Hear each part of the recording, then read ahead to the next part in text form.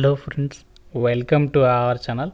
Friends, మనకి Indian postal department GDS రిక్రూట్మెంట్కి సంబంధించి కొన్ని ఇంపార్టెంట్ అప్డేట్స్ అయితే రావడం జరిగింది. ఇందులో మనకి మొదటగా సాలరీస్కి సంబంధించి ఇంక్రీజ్ చేస్తూ ఒక నోటీస్ రిలీజ్ చేశారు. అలాగే సెకండ్ లిస్ట్కి సంబంధించి అండ్ న్యూ నోటిఫికేషన్స్కి సంబంధించి అప్డేట్స్ అనేవి ఈ వీడియోలో మీకు డిస్కస్ చేయబోతున్నాను. కాబట్టి స్కిప్ చేయకుండా వీడియోని చివరి దాకా అయితే చూడండి. సో చూస్తున్న ప్రతి ఒక్కరు కూడా వీడియోని ఇప్పుడే లైక్ చేసి ఒక చిన్న సపోర్ట్ అనేది ఇవ్వండి. సో చాలా ఇన్ఫర్మేటివ్ వీడియో కాబట్టి డెఫినెట్గా లైక్ చేయండి. మీ ఫ్రెండ్స్ కూడా షేర్ చేయండి. సో షేర్ చేసినట్లయితే వాళ్ళకు కూడా తెలుస్తుంది. ఛానల్ని ఇంకా సబ్స్క్రైబ్ చేసుకున్న వాళ్ళు ఇప్పుడే సబ్స్క్రైబ్ చేసుకుని బెల్ ఐకాన్ని క్లిక్ చేసి ఆల్ ప్రెస్ చేసి పెట్టుకోండి. గాయస్, ముందుగా మనకి ఒక పోస్టల్ జీడీఎస్ రిక్రూట్మెంట్ ఏదైతే గ్రామీణ డాక్ సేవకి సంబంధించి బీపీఎం ఈబీపీఎం పోస్టులకి సంబంధించి ఉందో, సో దీనికి రిలేటెడ్గానే మనకి ఒక నోటీస్ అనేది రిలీజ్ చేశారు. ఇక్కడ మీరు డేట్ కూడా చెక్ చేసుకోవచ్చు. ఏప్రిల్ 4th అఫీషియల్గా రిలీజ్ చేయడం అయితే జరిగిందనమాట. Government of India, ministry of communications, department of పోస్ట్కి సంబంధించినటువంటి ఈ యొక్క నోటీస్ అనేది ఎవరెవరికి పంపించారు, ఇక్కడ ఆ డీటెయిల్స్ని అయితే ఇచ్చారు. ఇక్కడ సబ్జెక్ట్ అని చెప్పేసి క్లియర్గా మెన్షన్ చేశారు. ఏంటి అంటే చూడండి, ఇక్కడ payment of dearness allowance to Gramin Dak Sevak effective from January 1st, 2025 onwards అని చెప్పేసి ఇక్కడ మెన్షన్ చేస్తూ ఈ నోటీస్ అనేది ఇచ్చారు. అయితే ఈ యొక్క నోటీస్ ఏంటి, దీనికి సంబంధించి సాలరీస్ అనేవి ఎంతవరకు ఇంక్రీజ్ చేస్తారు కూడా మీకు క్లియర్గా చెప్తాను. సో మీరు వీడియోని కంప్లీట్గా చూడండి. మీకు ఇదే వీడియోలో సెకండ్ లిస్ట్కి సంబంధించి కూడా అప్డేట్ అనేది చెప్పబోతున్నాను. సో మనకి ప్రజెంట్ ఏదైతే రీసెంట్లీగా రిలీజ్ అయినటువంటి గ్రామీణ డాగ్ సేవకి సంబంధించినటువంటి పోస్టల్ జీడీఎస్ నోటిఫికేషన్ ఉందో, అందులో మనకి ఏదైతే ఆ బీపీఎం ఏబీపీఎం పోస్టులకి సెలెక్ట్ అయినటువంటి అభ్యర్థులకి టీఆర్సీఏ అంటే టైం రిలేటెడ్ కంటిన్యూటీ అలవెన్సెస్ అని చెప్పేసి పిలుస్తాం. ఆ టైం రిలేటెడ్ కంటిన్యూటీ అలవెన్సెస్ ప్రకారం ఈ జీడీఎస్ ఎంప్లాయీస్కి అయితే సాలరీస్ అనేవి పే చేస్తారు. మనకి ఈ యొక్క టైం రిలేటెడ్ కంటిన్యూటీ అలవెన్సెస్ ప్రకారం దాదాపుగా ఎంత ఉంటుంది అంటే అందరికీ కూడా బేసిక్ పే అనేది 12,000 నుంచి ఆ విధంగా అయితే ఉంటుంది అనమాట. 12,000 అబోవ్ ఉంటుంది. సో ఇక 12,000 అనేది మనకి బేసిక్ పే మాత్రమే. సో దీంతో పాటు ఏంటంటే ఇక్కడ డియర్నెస్ అలవెన్సెస్ వచ్చేసి ఇంక్రీజ్ అనేది చేయడం అయితే జరిగిందనమాట. సో ఇంతకుముందు ఏంటి అంటే ఈ జీడీఎస్ బీపీఎం ఏబీపీఎం పోస్టులకి సంబంధించి వర్క్ చేసే వాళ్ళకి ప్రజెంట్ అయితే మనకి 55% అనేది ఇంక్రీజ్ చేస్తారు. ఇంతకుముందు వచ్చేసి 53% అనేది ఉండే అనమాట. అంటే ఇంతకుముందు వచ్చేసి 53% అంటే 53% అంటే దాదాపుగా 12,000లో 53% అంతా 6,000కి పైగానే ఉంటుంది. సో ఇప్పుడు మనకు ఒక 2% ఎక్స్ట్రాగా ఇంక్రీజ్ చేయడం అయితే జరిగింది. సో ఆ విధంగా మనకి ఏంటి అంటే ఒక జీడీఎస్ ఎంప్లాయీస్గా ఎవరైతే జాయిన్ అవ్వబోతున్నారో, అలాగే ఆల్రెడీ జాయిన్ అయినటువంటి వాళ్ళు ఉన్నారో, సో వాళ్ళకి సాలరీస్ అయితే ఇంక్రీజ్ అయితే చేస్తారు. 1st January నుంచి ఆ యొక్క సాలరీస్ అయితే మీకు రావడం జరుగుతుంది అని చెప్పేసి అయితే చెప్తూ ఈ యొక్క నోటీస్ అనేది రిలీజ్ చేయడం అయితే జరిగిందనమాట. అంటే ఈ యొక్క జీడీఎస్ బీపీఎంకి సంబంధించి ఏబీపీఎం పోస్టులకి సంబంధించి మీకు ఏదైతే బేసిక్ పే టీఆర్సీఏ స్లాబ్ ప్రకారం ఉంటుందో, సో దాంతోపాటు అడిషనల్గా మీకు ఏమేమి బెనిఫిట్స్ ఉంటాయంటే, సో మనకి డిఏనే దాదాపుగా 6,000 అబోవ్ అయితే ఉంటుంది. సో ఇది మనకి డిఏ. అలాగే మనకి బేసిక్ పే వచ్చేసేమో 12,000 ఉంటుంది.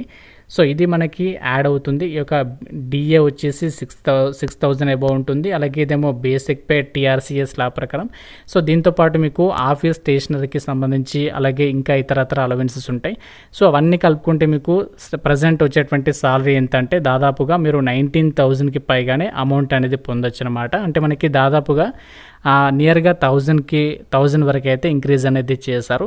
సో ఇంతకుముందు వచ్చేసి ఏంటంటే 18,000, 17,000 నుంచి 18,000 అనేది ఉండేది ఈ యొక్క జీడీఎస్ బీపీఎం పోస్టులకి. ప్రజెంట్ అయితే 2% డిఏ అనేది ఇంక్రీజ్ అనేది చేశారు. ఇంకోటి చాలామంది అడుగుతున్నటువంటి డౌట్ ఏంటి అంటే ఈ యొక్క జీడీఎస్ బీపీఎం అండ్ అలాగే ఏబీపీఎం పోస్టులకి సంబంధించి మనకి ఆ యొక్క 8th పే కమిషన్ ఏదైతే ఉందో 8th పే కమిషన్కి సంబంధించి మనకి ఏదైనా ఇంప్లిమెంట్ చేసేటువంటి ఛాన్సెస్ ఏమైనా ఉన్నాయని చెప్పేసి అడుగుతున్నారు. సో మనకి ఇంప్లిమెంట్ చేసేటువంటి ఛాన్సెస్ అయితే లేవని చెప్పొచ్చు. ఎందుకంటే ఈ పోస్టులకి సంబంధించి ఇదంతా కూడా మనకి జీడీఎస్ ఆన్లైన్ ఎంగేజ్మెంట్ అని చెప్పేసి పిలుస్తూ ఉంటాం.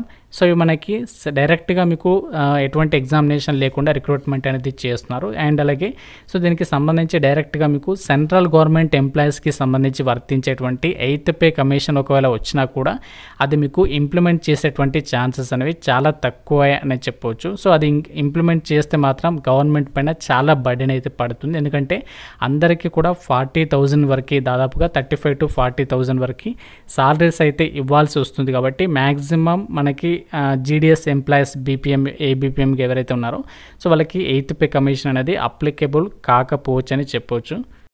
చాలామంది స్టూడెంట్స్ అడుగుతున్నటువంటి డౌట్ ఏంటంటే కామెంట్ సెక్షన్లో ఈ యొక్క సెకండ్ లిస్ట్ జీడిఎస్ రిక్రూట్మెంట్కి సంబంధించి సెకండ్ లిస్ట్ అనేది ఎప్పుడు రిలీజ్ అవుతుందని చెప్పేసి కామెంట్స్లో అయితే అడుగుతున్నారు.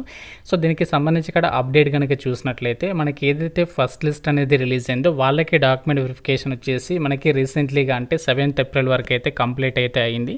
సో 7th April వరకు కంప్లీట్ అయింది కదా. సో కంప్లీట్ అయిన తర్వాత ఏంటి అంటే ఎంతమంది డాక్యుమెంట్ వెరిఫికేషన్కి అటెండ్ అయ్యారు అండ్ అలాగే ఎంతమంది డాక్యుమెంట్స్ అనేవి ప్రాపర్గా ఉన్నాయి అంతా కూడా వెరిఫై అయితే చేస్తున్నారు ప్రజెంట్. సో అంతా కూడా వెరిఫికేషన్ అయిన తర్వాత అందులో పర్ఫెక్ట్గా ఉన్న వాళ్ళకి జాబ్స్ ఇస్తారు. ఒకవేళ డాక్యుమెంట్ వెరిఫికేషన్కి అటెండ్ కాకపోతే ఎగ్జాంపుల్గా చెప్తున్నాను ఇక్కడ ఫిఫ్త్ పొజిషన్కి సంబంధించి సీరియల్ నెంబర్లో ఈడబ్ల్యూఎస్ పర్సన్కి సంబంధించి జాబ్ వచ్చింది కదా.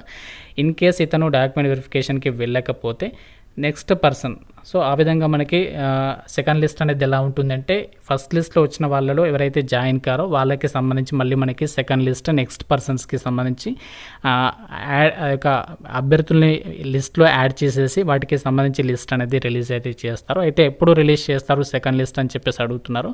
సో మనకి ఈ మంత్ ఎండింగ్ అంటే లాస్ట్ వీక్లో అయితే ఈ యొక్క ఏప్రిల్ లాస్ట్ వీక్లో అయితే మీకు సెకండ్ లిస్ట్ అనేది రిలీజ్ అయ్యే అవకాశం అనేది ఉంది. ఎందుకంటే మనకి ప్రజెంట్ ఇప్పుడు లిస్ట్ 1కి సంబంధించి ప్రాసెస్ అనేది కంప్లీట్ అయిపోయింది.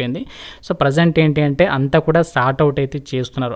ఎవరైతే ఎంతమంది అయితే డాక్యుమెంట్ వెరిఫికేషన్కి అటెండ్ అయ్యారు, ఎవరెవరు వెళ్ళారు, ఎవరెవరు వెళ్ళలేదు, మొత్తం కూడా స్టార్ట్ అవుట్ చేసేసి మళ్ళీ సెకండ్ లిస్ట్ అనేది ఆ యొక్క వెబ్సైట్ సాఫ్ట్వేర్లో అయితే తీస్తారనమాట. సో దాన్ని మనకి వెబ్సైట్లో అయితే పెట్టడం జరుగుతుంది. ఎలాంటి అప్డేట్ వచ్చినా మళ్ళీ మీకు వీడియో అయితే చేస్తాను. ప్రజెంట్ ఉన్నటువంటి అప్డేట్ ప్రకారం అయితే ఏప్రిల్ లాస్ట్ వీక్లో అయితే మీకు ఈ యొక్క సెకండ్ లిస్ట్ అనేది రిలీజ్ అయితే కాబోతుంది. అండ్ నెక్స్ట్ ఇంకోటి ఏంటి అంటే ఈ 2025 ఇయర్లో మనకి మరొక నోటిఫికేషన్ కూడా రాబోతుంది షెడ్యూల్ 2కి సంబంధించి. అది మనకి ఆగస్ట్లో అయితే రిలీజ్ అయ్యే అవకాశం అనేది ఉంది. సో ఆగస్ట్లో లేదంటే జూలై లాస్ట్ వీక్లో అయితే సెకండ్ నోటిఫికేషన్ జీడిఎస్కి సంబంధించి అయితే వచ్చేటువంటి అవకాశం అనేది ఉంది.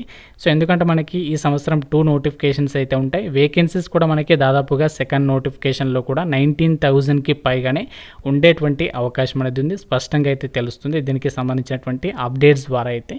సో ఇంకా మీకు ఈ యొక్క జీడిఎస్ ఆన్లైన్ ఎంగేజ్మెంట్కి సంబంధించి ఏదైనా డౌట్ ఉన్నా నాకు కామెంట్ రూపంలో అయితే అడగండి. ప్రతి ఒక్కరు కూడా లైక్ చేసి యొక్క వీడియోని మీ ఫ్రెండ్స్కి అయితే షేర్ చేయండి. ఇన్ఫర్మేషన్ మీకు నచ్చింది కాబట్టి డెఫినెట్గా అయితే లైక్ చేసి మీ ఫ్రెండ్స్కి అయితే షేర్ చేయండి. Thank you so much guys.